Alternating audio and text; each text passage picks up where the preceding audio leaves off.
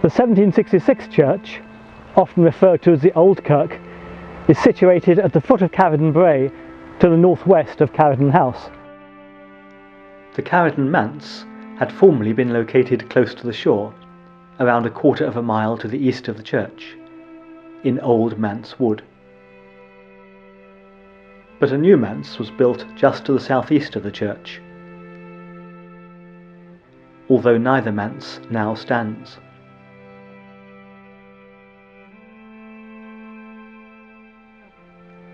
Although parishioners seem to have settled into this new church readily, possibly because it was rather more comfortable than the old, discontent regarding the use of the old and new burial grounds rumbled on. As late as 1883, Admiral James Hope of Carriden House, who is reported as desiring to protect more efficiently his grounds, petitioned the county justices for authority to shut the old church road running from the manse entry at Cuffabouts, through the Glebelands, to the old church and burial ground at Carriden.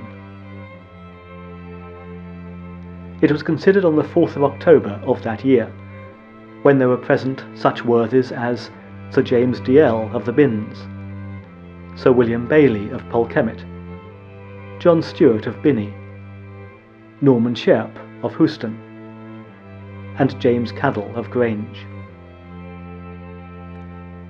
The public outcry, however, was such that Admiral Hope and company were forced to accept defeat, and the burial roads remained the same as in the olden days, and indeed their rights of way to the present day.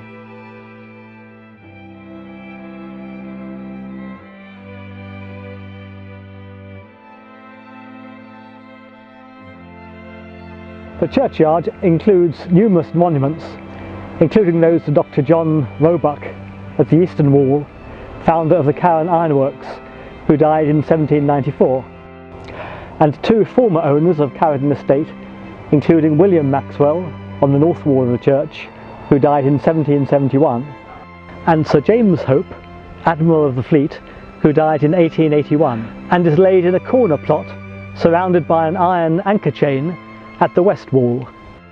And there are also burial plots of three former ministers of Carriden Church: the Reverend John Bell, who lived from 1746 to 1815, the Reverend Edward Smith, 1829 to 1887, and the Reverend William Dundas, 1855 to 1931, who was minister at Carriden for 44 years, and also his daughter and his wife Mary.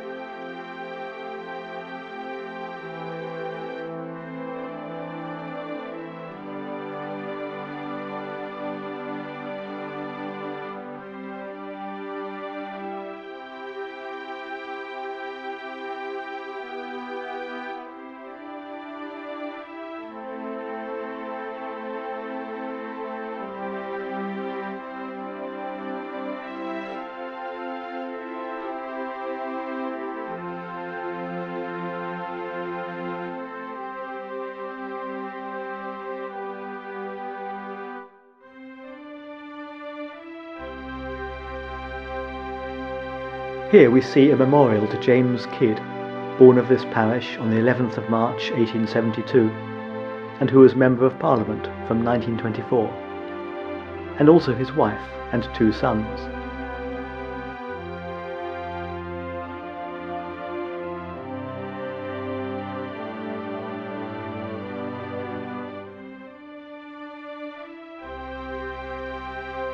You may stroll around and see some of the people who were closely associated with the parish of Carriden.